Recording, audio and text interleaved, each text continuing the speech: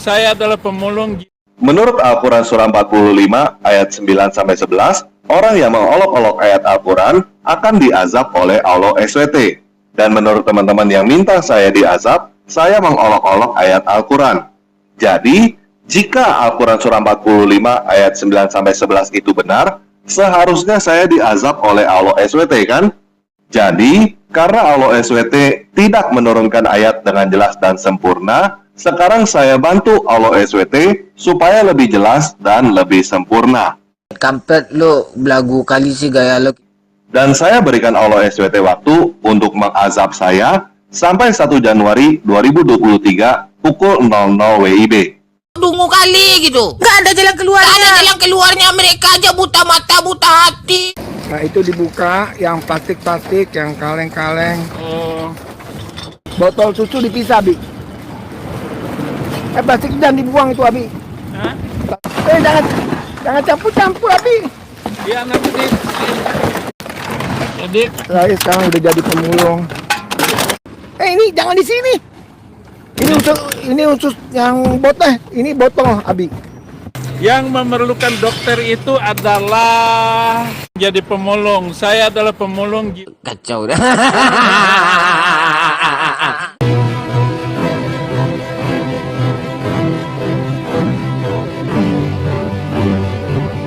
Assalamualaikum warahmatullahi wabarakatuh. Alhamdulillahillazi hadana li hadza wa ma kunna linahtadiya laula an hadanallah. Asyhadu an la ilaha illallah wahdahu la syarikalah wa asyhadu anna Muhammadan abduhu wa rasuluh. Puji syukur kehadirat Allah Subhanahu wa taala karena kita masih diberi waktu dan kesempatan berjumpa kembali melalui channel Salam Satu Akidah. Semoga kita semua dirahmati Allah dan beri kekuatan serta keteguhan hati di dalam iman Islam untuk terus meningkatkan iman serta ketakwaan kita kepada Allah Subhanahu wa taala. Baik, saudaraku semuanya, pada kesempatan kali ini saya akan mencoba kembali menyoroti pernyataan dari si Tamparagi. Nah, sebenarnya perihal si Tamparagi ini sudah banyak saudara-saudara muslim kita yang menguploadnya dan juga ikut mengomentari apa yang dilakukan oleh si Tamparagi ini. Namun di sini tentu saya akan memberikan juga komentar yang mungkin sedikit berbeda dengan saudara-saudara kita yang lain ya. Dan sekaligus ini menunjukkan kepada kita semua dan khususnya untuk si Tamparagi sendiri, si penghujat Islam ini ya, bahwa pernyataannya minta diazab kepada Allah Subhanahu wa taala tersebut itu tidak selalu harus dengan melalui yang namanya kematian ya. Nah, seperti hal yang dialami oleh si penghujat Islam lainnya, Saifuddin Ibrahim.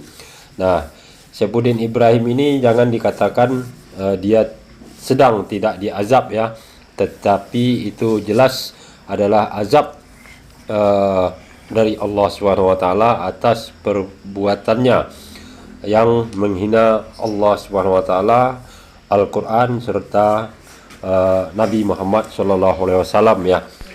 Jadi apa yang dilakukan oleh si Tamparagi ini kepada Allah Subhanahu wa taala itu adalah suatu kekonyolan ya, dan menunjukkan bahwa memang umat Kristen ini khususnya debaternya itu sedang mempertontonkan ketidaktahuannya serta kebodohan mereka sendiri kala mereka terus mencoba untuk mengkritik Islam khususnya kitab suci Al-Quran. Nah, untuk lebih lengkapnya terlebih dahulu coba kita simak apa saja pernyataan dari orang yang tidak jalan akal pikiran sehatnya ini.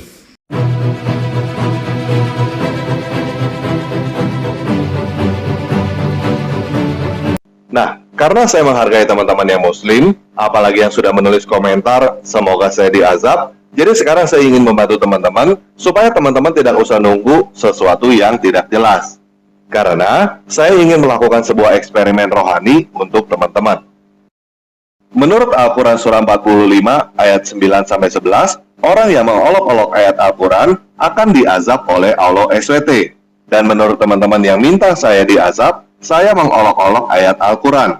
Jadi, jika Al-Quran Surah 45 ayat 9-11 itu benar, seharusnya saya diazab oleh Allah SWT, kan? Nah, kita akan membuktikan apakah Al-Quran Surah 45 ayat 9-11 itu benar. Tetapi, pertanyaannya, kapan?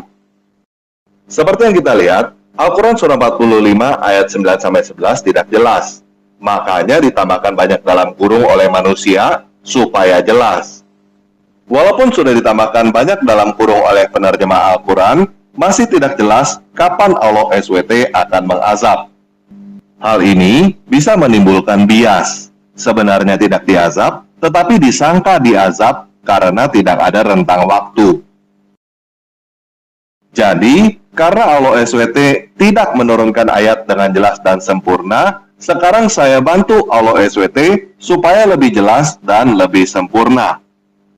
Apa yang saya lakukan ini mirip seperti para penerjemah Al-Quran yang membantu Allah SWT dengan menyelipkan kata-kata di dalam tanda kurung supaya ayat Al-Quran lebih jelas dan lebih sempurna. Jadi begini, video ini saya publikasi pada hari Rabu tanggal 30 November 2022 pukul 6 WIB. Dan saya berikan Allah SWT waktu untuk mengazab saya sampai 1 Januari 2023 pukul 00 WIB. Jadi, saya berikan Allah SWT waktu untuk mengazab saya selama 1 bulan penuh sampai tahun 2022 berakhir. Saya akan live pada tanggal 31 Desember 2022, kira-kira mulai jam 10 malam, sampai tanggal 1 Januari 2023, kira-kira jam 1 pagi. Kalau saya meninggal sebelum tahun 2022 berakhir, berarti saya diazab oleh Allah SWT. Jadi, silakan teman-teman berkoar-koar bahwa saya diazab oleh Allah SWT. Tetapi, kalau saya tidak meninggal setelah masuk tahun 2023, berarti saya tidak diazab oleh Allah SWT. Jadi, jangan pernah ada yang berkata bahwa saya diazab oleh Allah SWT. Menurut saya, ini cukup fair. Masa Allah SWT tidak mampu mengazab saya dalam waktu 1 bulan, kan? Saya tidak tahu apa yang akan terjadi besok. Mungkin aja besok saya mati. Katanya hidup di tangan Tuhan, kan? Jadi, eksperimen ini tidak mungkin saya rekayasa. Saya publikasi video ini pada tanggal 30 November 2022 jam 6 pagi. Dan itu tercatat di YouTube. Saya tidak mungkin memanipulasi mundur tanggal publikasi di YouTube.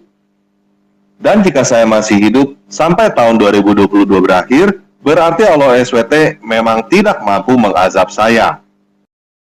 Kalau teman-teman bingung kenapa Allah SWT tidak mengazab saya, bagi saya jawabannya adalah karena Allah SWT memang bukan Tuhan. Allah SWT tidak punya kemampuan untuk melawan musuh-musuhnya sendiri. Nah, saudaraku semuanya, tadi kita sudah dengarkan ya pernyataan dari si Tamparagi ini, dan itu tentu membuat kita tertawa mendengarkan kekonyolan dari si Tamparagi ini ya, yang mana dia mencoba menantang Allah Subhanahu wa taala untuk diberikan azab terhadap dirinya karena sudah mengolok-olok kitab suci Al-Quran, dan dia kemudian mengambil patokan ya atau dasar dari argumennya tersebut, yaitu melalui surah Al-Jasiyah ayat ke-40 ayat ke-9 ya, ayat 9 sampai ayat ke-11. Nah, kita tahu bahwa surah Al-Jasiyah ini adalah memang berisikan peringatan-peringatan dari Allah Subhanahu wa taala kepada orang-orang yang mengingkari dari firman Allah Subhanahu wa taala, yaitu kitab suci Al-Qur'an yang diturunkan kepada baginda Nabi Muhammad sallallahu alaihi wasallam. Jadi apa yang dilakukan oleh si Tamparagi ini adalah satu kekonyolan ya, dan bahkan ini menunjukkan bahwa dia adalah seorang yang sangat bodoh sekali ya ketika mencoba mengkritik kitab suci Al-Quran. Nah, karena si Tamparagi ini memang sudah terbiasa ya dengan ajaran doktrin ya, serta mempercayai dogma yang sampai kapanpun tidak akan pernah dibuktikan kebenaran kitab dia sendiri ya, berdasarkan akal logika manusia tentunya, dan juga berdasarkan sains ya. Nah, kemudian kenapa si Tamparagi ini bisa kita katakan dia adalah seorang yang bodoh? Karena perlu kita juga mengetahuinya bahwa kitab suci Al-Quran itu bisa kita bagi menjadi dua macam ya, yaitu ayat-ayat kauniyah dan ayat-ayat kauliyah ya. Nah, dua macam ini tentu mempunyai perbedaan. Nah, yang pertama ayat kauniyah ya, yaitu adalah perkataan-perkataan Allah Subhanahu wa taala yang terdapat di dalam kitab suci Al-Qur'an itu sendiri. Kemudian ayat kauliyah adalah alam semesta dan jagat raya ini adalah ayat-ayat dari Allah Subhanahu wa taala yang disebut ayat kauliyah, yang mana itu merujuk kepada ilmu pengetahuan. Nah, melalui ilmu pengetahuan maka kita akan mengetahui betapa maha besar dan maha berkuasanya Allah tersebut yang sudah menciptakan alam semesta beserta isinya. Nah, jadi kedua ayat-ayat Al-Quran ini haruslah dipahami ya, maka kita akan paham sedikitnya begitu besar dan begitu maha kuasanya Allah Subhanahu wa taala tersebut. Nah, kemudian juga si Tamparagi tadi mengatakan atau menentukan waktu ya, dia kapan harus diazab oleh Allah Subhanahu wa taala karena sudah mengolok-olok kitab suci Al-Quran. Nah, lagi-lagi ini menunjukkan suatu kebodohan, karena sepertinya si Tamparagi ini tidak mengerti yang namanya relativitas waktu ya, yang mana setiap tempat itu akan berbeda waktunya. Suatu contoh, ketika kita di bumi, maka waktu yang ada di bulan dan di planet-planet yang paling jauh maka akan semakin berbeda waktunya. Jadi tidak mungkin akan ada batas waktu yang sesuai dengan keinginan si Tamparagi ini. Nah, disitulah letak kebodohannya yang tidak paham bagaimana kebesaran dari Allah Subhanahu wa taala. Karena waktu manusia dengan waktu dari Allah Subhanahu wa taala itu sendiri sangatlah berbeda ya. Karena kita sebagai manusia mengukur waktu atau bisa mengetahui waktu itu berdasarkan adanya ruang dan adanya benda yang bergerak ya, maka disitulah kita baru bisa menentukan waktu cepat atau lambatnya. Sementara kemahakuasaan Allah Subhanahu wa taala tidak terikat dengan ruang ataupun benda yang bergerak ya. Jadi waktu yang kita inginkan dengan waktu yang ditetapkan oleh Allah Subhanahu wa taala itu jelas sangat berbeda ya. Jadi itulah kekonyolan dan kebodohan si Tamparagi ketika dia menentang Allah Subhanahu wa taala, kemudian membuat waktu yang sesuai dengan keinginannya. Bukan berarti Allah Subhanahu wa taala tidak melakukan azab kepada orang-orang yang mengolok-olok kitab suci Al-Quran, cuma hanya berdasarkan pemikiran manusia mungkin itu lama, padahal kalau menurut waktu bagi Allah Subhanahu wa taala itu adalah waktu yang sangat pendek sekali. Nah, kemudian yang terakhir ya, mengenai azab. Azab, kalau kita perhatikan pernyataan Tamparagi tadi, seakan-akan dia artikan sebagai satu kematian ya. Padahal azab yang dimaksud oleh Allah Subhanahu wa taala di dalam surah Al-Jasiyah ayat 9 sampai 11 tersebut bukanlah kematian ya, tetapi di situ ada juga kata dihinakan. Nah, di sini kembali Tamparagi menunjukkan kebodohannya, karena serta kepicikan pikiran dari Tamparagi ya, yang mengartikan secara letterlet. Karena menghinakan dan azab itu tidak mesti harus dengan kematian. Karena yang namanya azab tersebut bisa bermacam-macam ya, seperti mengalami kesusahan, kesengsaraan, musibah demi musibah, dan kemelaratan dan segala macamnya yang betul-betul pahit dan getir ya menurut ukuran pikiran manusia. Tetapi itu bukanlah apa-apa bagi Allah Subhanahu wa taala, dan ketetapan yang berlaku itu adalah yang dikehendaki oleh Allah Subhanahu wa taala, bukan apa yang diinginkan oleh manusia ya. Nah, untuk lebih jelasnya bisa kita lihat contoh yang sudah berlalu ya, seperti halnya dahulu ada yang namanya Ali Makrus ya. Di saat meregang nyawa bisa kita lihat dan buktikan bagaimana lidahnya terjulur begitu panjang keluar karena merasakan sakit yang amat sangat ketika rohnya dicabut oleh malaikat ya. Dan itu bisa dikategorikan sebagai azab dari Allah Subhanahu wa taala ya. Dan kemudian juga kita tengok bagaimana si KC, si Cornelius ya, yang menghina-hina Islam secara keseluruhan juga ditangkap polisi, dipenjarakan 10 tahun, ditambah lagi dengan penyakit atau kondisi tubuh yang terus-menerus digerogoti penyakit, maka itu juga bisa dikatakan sebagai azab dari Allah Subhanahu wa taala. Dan kemudian juga kita lihat yang namanya si Saifuddin Ibrahim ya, yang sudah menghina Islam juga dan akhirnya kabur ke luar negeri, ke Amerika.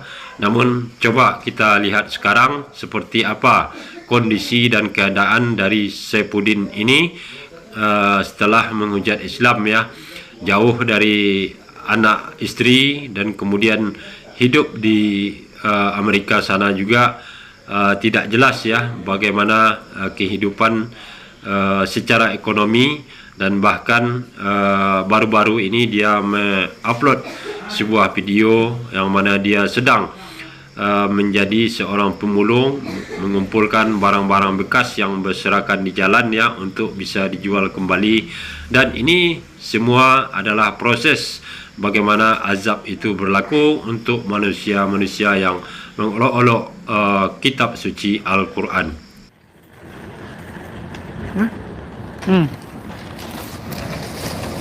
Nah, itu dibuka yang plastik-plastik, yang kaleng-kaleng. Oh, Kaleng di sini. Kaleng di sini.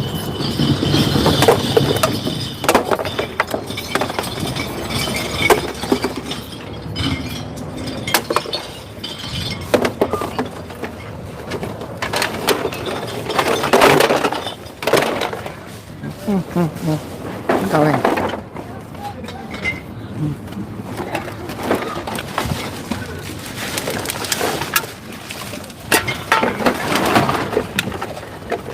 Botol susu dipisah, Bi. Enak kali minum susu. Dah lama tak minum susu. Botol susu dipisah.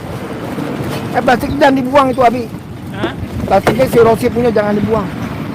Saya kira lah kalau untuk merdeka dari batin yang tersiksa seperti itu.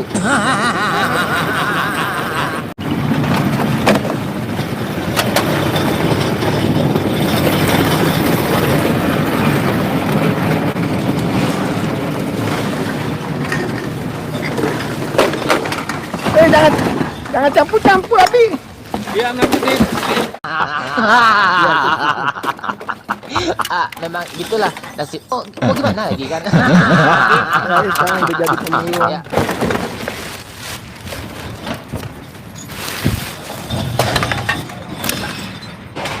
Iya, itu di situ.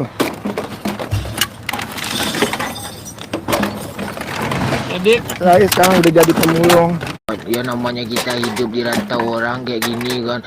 Ya gimana lah kan nasib kita sendiri itu kita yang tahu pedi yang tak dapat disebut kan. Macam-macam lah kan. Botong ini. Perasaan kita Eh, di ini rantau jangan di orang sini. kayak gini kan.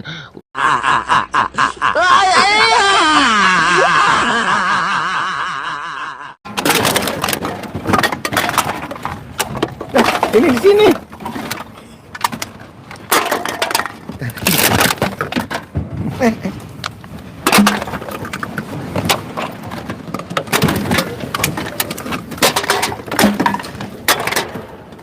Ini buang.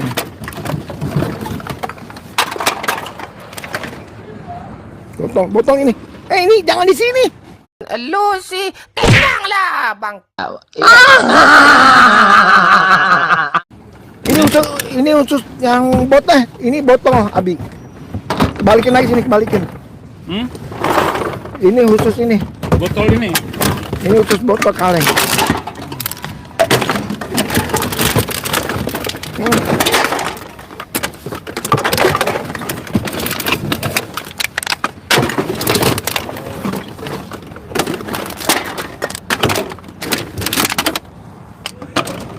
Batin gak kuat karena batinku sering melarat.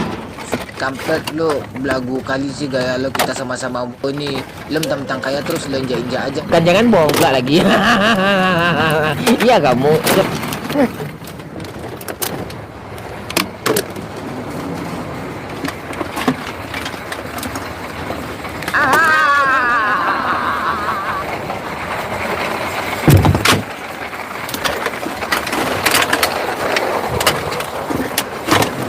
Loh, Ini botol, jangan di sini. Plastik. Plastik sini.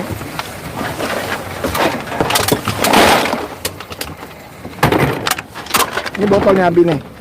Dia kan orang stres ke teman mana lagi gitu kan, orang yang menghibur dia nggak ada gitu. Gila.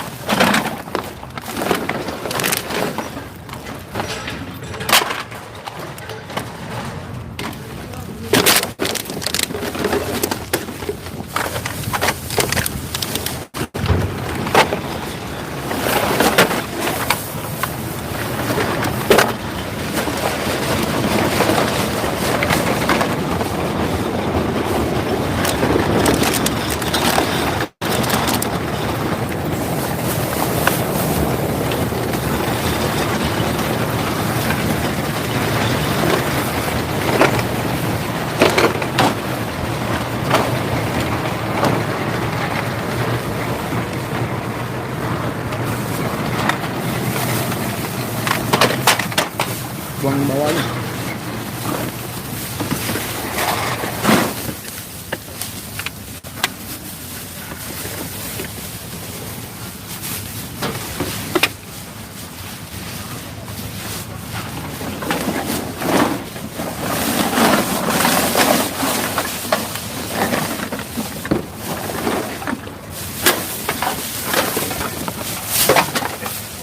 Masukin buang.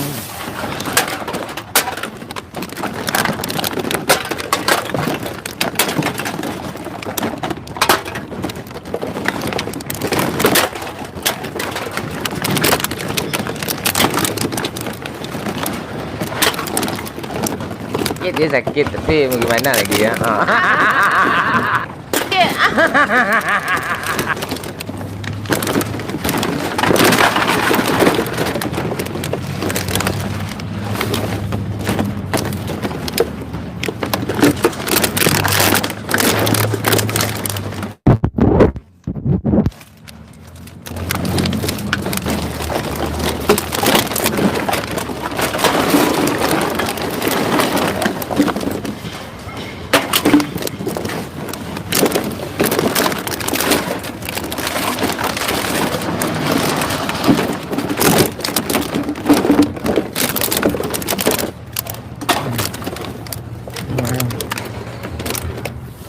Nih, masih banyak botol-botolnya, Pi.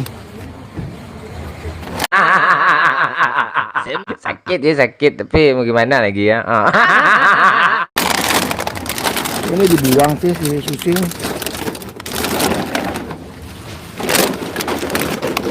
Ini dibuang ke botol ini. Itu nggak laku. Enggak, botol susu lain. Habis botolnya. Hah? Udah. Masih. Oke, saudara-saudara, walaupun di negeri orang atau bagaimanapun, kita tetap maju meskipun jadi pemulung. Kudu atau karma, Sakit ya sakit, tapi mau gimana lagi ya. Nah, itu dia saudaraku semuanya. Kita sudah melihat bukti azab dari Allah Subhanahu wa taala ya yang menimpa kepada Saifuddin Ibrahim yang selama ini menghujat Allah Subhanahu wa taala, menghujat kitab suci Al-Qur'an, menghujat Rasulullah serta menghujat ajaran-ajaran Islam lainnya. Nah, apa yang dialami oleh Saifuddin Ibrahim ini jelas adalah proses dari azab yang diberikan oleh Allah Subhanahu wa taala itu sendiri, dan artinya di sini bahwa azab itu tidak bisa disimpulkan dengan kematian ya, seperti yang diminta oleh si Tamparagi. Nah, kalaupun nanti Allah memberikan azabnya kepada si Tamparagi ini, tentu kita tidak bisa menyatakannya sekarang seperti apa azab yang akan datang. Hanya kita bisa mengatakan wallahu alam ya, apa yang akan menimpa si Tamparagi ini. Namun yang namanya balasan itu pasti akan diterima oleh orang-orang yang mengolok-olok kitab suci Al-Quran sebagai firman Allah Subhanahu wa taala, dan kapan waktu masanya tentu kita tidak bisa menentukan sama sekali. Nah, kalau seandainya pernyataan dari Tamparagi ini kita balik kepada keyakinannya sendiri ya, apakah bisa dia membuktikan, meminta kepada Yesus sesuai dengan apa yang dia mau, sesuai dengan apa yang dia inginkan, apakah bisa terlaksana tepat waktu dan persis seperti yang dia kehendaki. Nah, tentu saja tidak akan pernah bisa ya, karena yang menentukan segala sesuatu tidak lain adalah Allah Subhanahu wa taala yang mempunyai kuasa mutlak terhadap segala makhluknya, baik di bumi maupun di langit.